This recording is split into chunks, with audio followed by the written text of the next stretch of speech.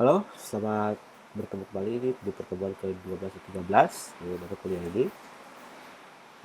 Untuk untuk pertemuan kali ini kita melanjutkan pertemuan yang kemarin yang kemarin kan tentang penilaian strategi. Nah, ini tuh kita tambahkan kalau yang di sebelum tes itu kan ada kita mengenai SWOT dan kemarin juga KSPM. Nah, sekarang kita tambahkan lagi di penilaian strategi lanjutan yaitu eh, Matrix Space, Grand Strategi, Boston Consulting Group Matrix, dan Generate Porter. Jadi ini tuh tambahan portofolio strategi yang dapat kalian ambil dan dapat kalian gunakan untuk menganalisis dan mengambil sebuah alternatif strategi berdasarkan analisis lingkungan itu. Jadi selain SWOT dan KSPM, kalian juga bisa memanfaatkan matrix space, grand strategi, matrix BCG, sama apa general porter. Jadi selain yang kalian sering dengar itu SWOT tuh ada juga yang strategi lain yang didapatkan. Nah, untuk strategi bisnis itu secara umum juga dipelajari sekitar 4 atau 5 portfolio yang yang pertama tuh yang matrix space. Matrix space ini biasanya tuh dia dia biasanya tuh dia dikombinasikan dengan matrix SWOT. Jadi kan ada apa strength, weakness, threat itu kan kekuatan kelemahan dan kemudian threat itu dua. Nah, itu biasanya tuh langsung dibuat 4 kuadran. Jadi masing-masing itu nanti output akhirnya dari matriks ini adalah rekomendasi strategi kepada bisnis kalian. Jadi nanti kalau misalnya kalian dalam kondisi pandemi ini, nanti ketika kalian analis menggunakan space ini, matrix space dengan input dari SWOT, input SWOT itu, maka dia akan memberikan rekomendasi kalian harus buat apa untuk bisa merespon kondisi yang sekarang ini. Nah, yaitu untuk ini ya saya bilang ada empat kuadran. Ini kuadran pertama, kuadran kedua, ketiga, keempat. Yang pertama ini konservatif, artinya bahwa itu pada posisi kuadran ini itu eh, eh, kita sebagai perusahaan itu kita seperti kalau itu kita kita berperilaku seperti orang yang ketakutan, tanda kutip. Jadi kita tidak bisa langsung berani berambil resiko, kita tidak bisa juga tidak diam saja. Jadi kita hanya mengikuti apa yang sudah ada. Itu kalau yang kita masuk ke kuadran yang konservatif ini. Kuadran yang konservatif ini. Kalau yang agresif, kalau agresif itu direkomendasikan, bisnis kita direkomendasikan itu untuk mengambil semua langkah strategis yang di pasar, yang berani mengambil risiko. Nah, dari keempat ini, menurut kalian, eh, eh, rekomendasi yang cocok untuk sekarang tuh yang mana? Konservatif, agresif, defensif atau bertahan, atau memang dia bersaing? Bersaing artinya tuh dia kalau lawan buat apa dia buat supaya dia selalu mengikuti pesaing. Jadi dia kalau harga murah ada diskon, dia juga buat diskon supaya sama-sama kompetitif. Dia merespon-respon lawan gitu. Tapi kalau agresif, lawan buat apapun, lawan tidak agresif pun dia akan agresif. Lawan konservatif dia juga akan agresif. Jadi itu berbeda. Itulah perbedaan antara agresif dan yang bersaing. Nah, kalau di kondisi yang kita pandemi sekarang, menurut kalian cocok di mana? Kita konservatif, agresif, bersaing, atau defensif? Nah, kalau menurut saya, kalian perhatikan dulu kalian punya bisnis apa. Nah, karena kita ini adalah bisnis perikanan, maka dalam kondisi yang sekarang ini sebenarnya tuh kita tuh tetap dalam kondisi yang antara konservatif dan bersaing. Karena kita bukan dipengaruhi oleh pandemi. Pandemi kan, misalnya jumlah ikan di laut sana dipengaruhi oleh apa kita kalah atau tidak, bukan dari pandemi. Di kalau virus di manusia banyak pun di ikan di laut tidak akan berpengaruh. Yang berpengaruh kan manusia. Jadi ketika kita sehat, misalnya kita apa sehat-sehat aja, tidak terganggu virus, nah kita bisa ke laut ambil ikan. Nah, masalahnya lagi, orang yang misalnya kalau dalam pandemi biasanya orang tidak ke pasar atau tidak tidak tidak mengeluarkan uang banyak untuk membeli ikan karena ada pengeluaran pengeluaran lainnya untuk membeli masker dan lain-lain. Nah, dengan itu maka kalian bisa mengira-ngira strategi yang cocok buat kalian di sini di mana. Kalian bisa bersaing atau kalian bisa konservatif kalau atau di antara ini atau di antara ini di antara itu antara konservatif dan bersaing karena tidak mungkin kalian defensif juga. Kalau yang defensif itu lebih ke usaha-usaha terkait dengan penerbangan, wisata itu kan benar-benar sekali mereka tuh yang penting bertahan saja cukup, jangan rugi. Tapi kalau misalnya perusahaan-perusahaan kesehatan kayak perusahaan obat, masker, mereka akan sangat defensif. Tapi kalau untuk kayak kayak perikanan, pertanian itu tergantung. Gitu kalau misalnya kita kita punya lokasi itu kopinya sedikit atau banyak tapi orang pasti sering ke pasar, maka oke kita akan coba bersaing. Tapi ketika ikan banyak di laut tapi orang ke pasar sedikit, nanti kita akan mencari inovasi-inovasi lain sehingga eh, distribusi ikan dari kita ke konsumen itu tidak tergantung jumlah orang yang ke pasar. Oke, itu kalau yang matrix ini. Matrix space dia bagi di tiga, tiga lagi empat, empat kuadran strategi. Yaitu hasil ini biasanya muncul dari kita SWOT gitu.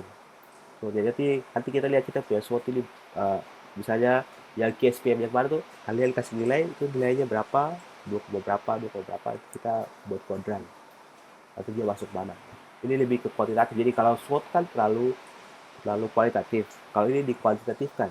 Jadi benar-benar ada nilainya tuh. Jadi dibuat bobot, dikali peringkat, lalu bisa di apa? Di, di, di tetapkan di kuadrannya di mana.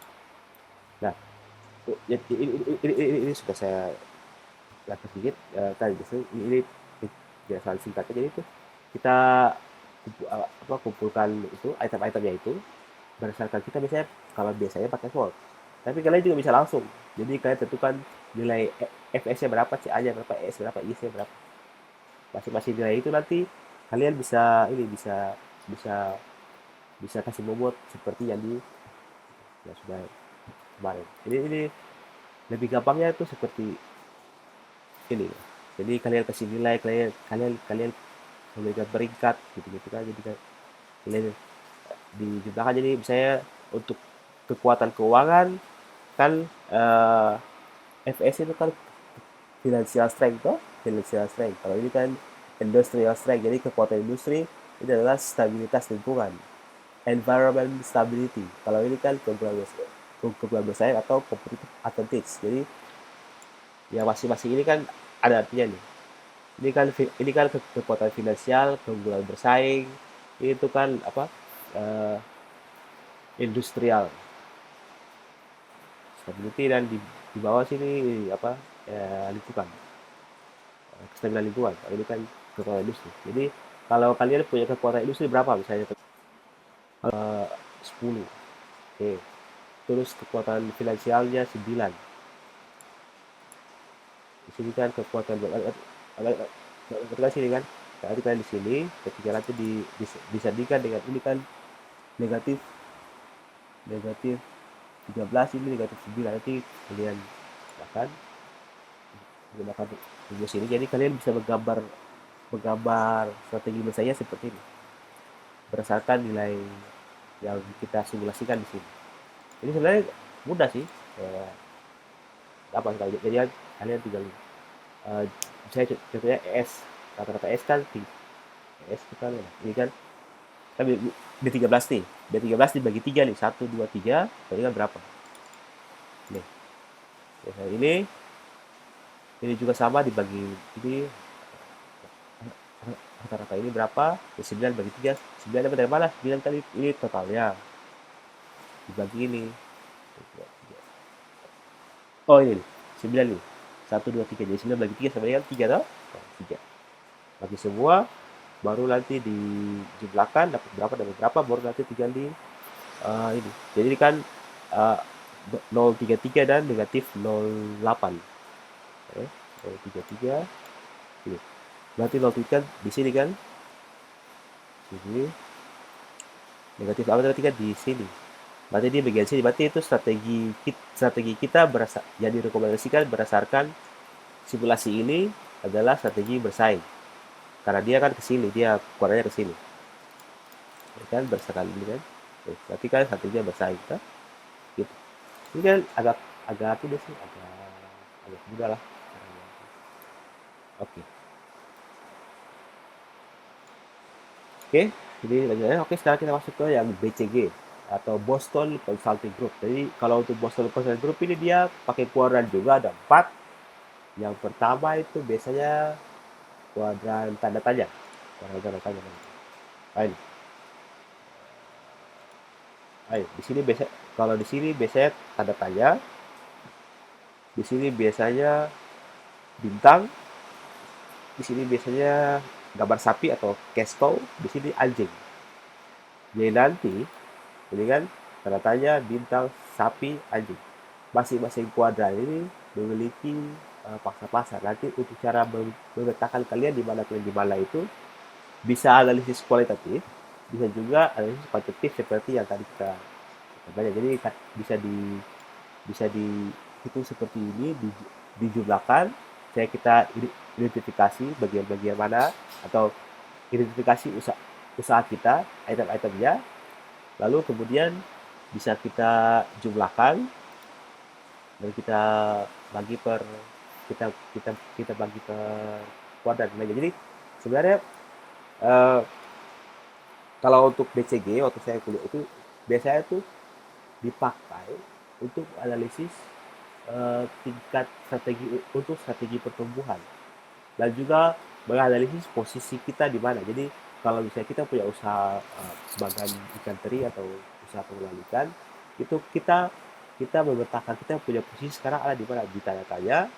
bintang, sayur perah atau anjing itu kita petakan itu berdasarkan apa posisi relatif kita, eh, posisi pasar dan kecepatan industri. Jadi itu apa industri perikanan di sini dan potensi pasarnya ikan teri di sini gimana gitu. Nah, jadi itu kalau di sini kan cenderung stabil, jadi tidak terlalu banyak terus karena pasar-pasar itu kan pasar-pasar ikan teri kan tidak terlalu banyak. Tapi industri perikanan di sini kan tetap tinggi karena kita kan sekolah ikan. Jadi ini kalau seluruh warga K sebagai 90% warga K adalah konsumen produk perikanan. Nah, sehingga kita punya industri itu bagus, tapi kita punya kita punya pasarannya bagus, tapi kita punya industri kurang. Karena kalau kita lihat sendiri, tadi saya kembali, jadi itu industrinya kurang, pasarannya besar. Karena apa? Karena di sini kan yang faktor pertama itu adalah ikan teri punya supply itu selalu tidak konsisten. Hanya beberapa bulan tertentu itu sangat banyak. Habis itu sudah jarang-jarang karena pasti harus bagan harus diputar, dia harus ditunda diputar-putar-putar keliling supaya dapat teri dan itu juga tidak tidak konsisten. Nah, untuk itu bahkan bisa kita transfer apa kita tuliskan ke dalam matriks BCG ini. Kita bisa tuliskan ke dalam BCG jadi dia masuk ke mana. Jadi kalau saya pangsa kalau industrinya tinggi berarti dia kan ke sini atau pasar tinggi berarti dia ke sana ke sini. Jadi ketika ini kan dia masuk ke antara di tengah-tengah antara antara bisa tetap kalau untuk usaha ikan teri dia masuk ke kuadran kuadran sini jadi masih di tanda tanya. Jadi di sini tanda tanya, di sini star, sini sapi, sini kan anjing. Nah, kalau menurut kita secara ringkas kita berdasarkan kondisi-kondisi ada dan kita lihat secara kualitatif usaha ikan teri itu masih masuk di usaha yang kategori tanda. Jadi dia artinya bahwa itu apa masih kurang lah kurang terlalu juga kecuali kita produksi secara banyak dan kita hasilkan sebagai produk antara untuk kita jual kembali ke perusahaan besar di luar sini luar daerah untuk uh, menghasilkan produk akhir karena ketika kita produksi produk akhir pun biayanya jadi besar karena nanti ada biaya pengiriman segala macam karena di sini juga olah-olahan perikanan juga belum terlalu banyak di pasaran karena mungkin yang yang beli juga kan jarang tidak sebanyak di Jakarta atau di Pulau Jawa atau di sini juga produsen-produsen makanan kecil juga dari ikan teri kan tidak terlalu banyak peminatnya kan kecuali buat oleh-oleh lah. Oke, nah sekarang masuk ke matriks I. Kalau I itu seperti itu internasional seperti yang sudah bahas kemarin yang di apa, di apa namanya, di SWOT dan KSP yang mirip-mirip. Nanti lupa saya hapus, jadi itu tidak termasuk dalam materi yang hari ini, jadi nanti saya kritik saja. Nah, kalau ya portofolio kita masuk ke adalah tuh grand strategi atau materi strategi besar atau strategi besar. Strategi besar ini kan juga tetap ada 4 kuadran, jadi itu gampang diingat. BCG tetap BCG ada 4 kuadran. Yang kuadran pertama tuh anjing, uh, tanda tanya anjing, sapi, habis itu baru eh tanda tanya bintang, sapi, anjing. Kalau si space itu ada 4 juga. Ada yang CA, IS di sini, CA dan IS. Habis itu eh, Indo, Indo, CA dan IS. Habis itu lingkungan di bawah, ES di bawah, dan finansial di atas. FS finansial. Jadi ada 4. Jadi ada 4. Nah, grand strategi juga ada 4. Jadi ada yang satu posisi yang besar sekali, ada yang pasar pasar yang apa, pendekatan pasar yang serius, ada yang industri itu. Jadi itu biasanya diukur berdasarkan inilah, pertumbuhan yang sangat cepat, pertumbuhan yang sangat lambat, kemudian posisi bersaing. Jadi ketika kita punya posisi bersaing kita lemah, maka kita pasti di bagian sini, di bagian sini. Tapi ketika kita punya pertumbuhan pasar kita cepat, maka kita di sini. Maka nilai kita pasti di sini. Jadi ketika perpotongan antara ini dan ini pasti masuk ke kuadran kedua. Jadi cuman masing-masing ini harus kita analisis berdasarkan data empiris, bisa kualitatif maupun kualitatif. Tapi biasanya lebih bagus tuh kombinasi antara kualitatif dan kualitatif. Nah, itu kita bisa pakai pendekatan uh, SWOT dulu, baru kita hitung pakai space, atau kita hitung pakai KSPM. Itu dapat. Jadi kalau misalnya tetap ya, kalau kita untuk perikanan, biasanya memang posisi bersaing tetap kuat, karena kita orang tambah juga supaya tetap sehat dan kuat supaya bisa di COVID. Tapi kalau misalnya kalian, kalau misalnya kita pertumbuhan pasar di kayak ini untuk perikanan, itu dia sudah stabil, tidak cepat dan tidak lambat juga, sehingga antara cepat dan lambat tergantung musim. Kalau musim angin ombak, maka pertumbuhannya jadi lambat. Maka ketika musim angin maka dia pasti di bagian sini. Ketika musim ikan banyak, maka dia bagian sini. Nah, dia ke kiri atau kanan berdasarkan apa sih, daya beli atau kualitas ikan. Jadi sebenarnya itu kan kita tuh lebih lebih cenderung untuk apa, produk perikanan itu di bagian sini, di bagian kanan ini. Nah, jadi nanti kita tinggal tidak antara ukuran 1 dan 4. Pada saat ikan ikan lagi mahal di sana, bisa itu kan ada diversifikasi tuh. Jadi artinya bahwa orang beli produk lain, atau karena ikan lagi mahal akhirnya orang beli ikan-ikan yang orang kurang begitu mahal, contohnya ikan marut atau ikan ikan alus atau gitu, orang makan. Dan kalau si ikan lagi banyak, orang tidak akan beli ikan-ikan seperti itu. Jadi kalau orang akan beli ikan yang normal, misalnya kawiya, ikan merah, ikan kerapu gitu.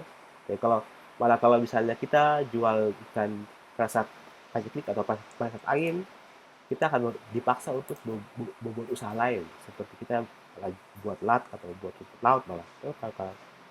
Kalau pas angin itu kan eh, arus, jadi baik untuk usaha rumput laut ya. Jadi kita harus kita punya ini. Nanti untuk penjelasan lebih jelas itu ada di tab apa, modul kuliah yang sudah saya baca duluan. Oke.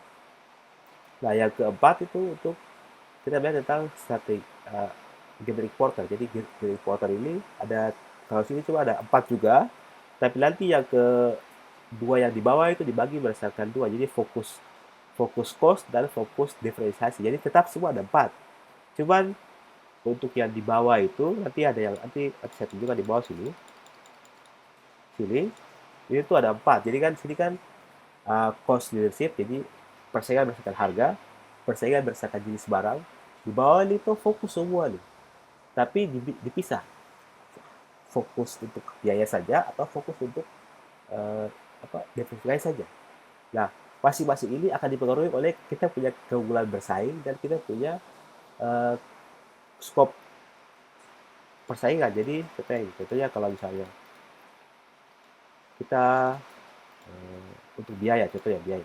Nah, kalau biaya ini contohnya ini kita produksi dengan jumlah yang banyak, contohnya sendal jepit yang jumlahnya banyak tuh, jadi kita satu kali perusahaan satu kali produksi perusahaan membuat sendal jepit yang banyak, langsung kayak alat dipak pak pakin seperti ini juga rokok kan atau botol, jadi langsung diputar-putar, jadi itu semakin banyak dia produksi semakin irit dia punya biaya produksi, sehingga harga jual di pasar juga akan semakin rendah, sehingga jumlah yang dibeli oleh konsumen semakin banyak juga.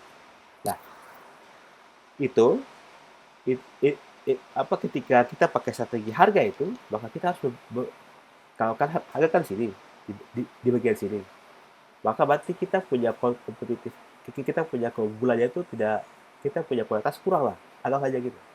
Tapi kalau misalnya kita punya kualitas bagus seperti produk-produknya Apple, produk-produk Ferrari, produk-produk yang mahal-mahal itu, biasanya tuh mereka punya kompetitif itu agak tinggi, sehingga mereka bisa memilih yang ini, yang yang apa, pasar-pasar yang sempit atau pasar-pasar yang agak ramai, agak banyak. Nah, kalau produk Apple, produk Ferrari kan agak sempit untuk orang-orang yang punya pendapatan pendapatan atas, sehingga mereka lebih memfokuskan diri pada uh, diferensiasi. Jadi misalnya contohnya nih, ada Apple tuh kan iPhone yang kecil sedikit ada, nanti ada iPhone yang besar sedikit ada, iPhone yang punya memori besar ada itu, ada iPad mini, iPad apalagi. Jadi tuh benar-benar di dibuat diversifikasi produknya supaya supaya targetnya itu bisa bisa memilih lah, bisa memilih. Jadi tapi targetnya tuh spesifik spesifik. Nah, contohnya juga contohnya ini apa, produk apa ini, ikan kuah apa, sop teripang itu juga spesifik target aja. Jadi dia hanya fokus ke kualitas apa, orang-orang tertentu yang pengen rasa dan kesehatan gitu. Jadi fokusnya spesifik. Jadi kalau misalnya kalau yang fokus hanya di biaya itu, biasanya contohnya tuh iya tadi tuh produksi sendal dan lain-lain. Tapi kalau untuk cost leadership, artinya bahwa dia punya biaya produksi murah, sehingga dia bisa menetapkan harga tuh yang lebih baik dibandingkan dia punya pesaing. Contohnya tuh ini, ketika kalau misalnya di perikanan kan jarang tuh, karena tidak terlalu terlalu banyak. Contohnya juga karena dia punya harga biasanya tuh tidak terlalu apa, tergantung apa, karena tergantung jumlah yang ditangkap atau tergantung musim dan lain-lain, jadi atau tergantung wilayah. Malah malah contohnya tuh ikan-ikan kalau ditangkap banyak di Papua kurang laku, kalau sini laku, atau di Kalimantan, atau kalau misalnya kita tangkap di Jawa tengah-tengah hujan, yang bagian hutan itu ikan juga tidak laku. Mereka lebih makan ikan ikan lele, ikan jair dan lain. Tapi kalau misalnya kalian tangkap di pesisir pantai, contohnya di Pantura atau di Cilacap, nah itu ikannya jadi laku karena orang itu juga makan ikan-ikan yang seperti kita banyak. Jadi kalau contoh untuk cost leadership yang ini, contohnya tuh ini produk-produk antara Avanza dengan contohnya, atau Toyota dengan Mitsubishi contohnya. Jadi tuh biaya produksinya Avanza tuh semakin efisien dibandingkan Expander, sehingga harga Avanza tuh selalu bisa lebih rendah dibandingkan Expander. Meskipun ada kualitasnya juga sih yang harus dikorbankan oleh Expander, tapi kan di sini kan kita selalu tanda kutip menganggap bahwa produk-produknya Avanza lebih kuat dibandingkan produk-produk mobil lain, karena dia tahan banting gitu, dia kuat juga naik kerjakan dan lain-lain. Jadi seperti itu. Jadi itu berbagai kita punya strategi. Misalnya ini, kalau kita di perikanan ini banyak strategi-strategi ini tuh dia bisa berpengaruh pada saat kita punya usaha sudah sangat konsisten. Bukan contohnya tuh kita punya orang-orang umum di rumah yang hanya nelayan, tapi nelayan itu tidak setiap hari atau tidak konsisten. Tapi kalau kita sudah usaha, contohnya tuh nelayan di, kalau contohnya cocok itu nelayan di set hand gitu. Jadi mereka benar-benar kerja setiap pagi, kerja gitu, benar-benar setiap hari benar-benar dihitung keuntungannya. Itu mereka bisa pakai strategi-strategi ini. Jadi bisa pakai SPACE, bisa SWOT, bisa IE, bisa KSPM, bisa William Porter, bisa apa lagi, BCG bisa semua. Jadi bisa dipakai untuk bisa menganalisis. Oke, jadi semakin paham mereka soal ini, semakin paham apa saya semakin paham. Jadi sebuah strategi itu tidak terlalu wah-wah banget. Jadi biasa saja itu berdasarkan apa, nalar kita, cuman pelaksanaan itu sangat canggih, jadi benar-benar sangat aplikatif. Jadi itu penting. Oke, nanti ada tugas terkait dengan porter ini, nanti saya kasih ke kelas. Oke saja, selamat Selamat, dan jaga kesehatan.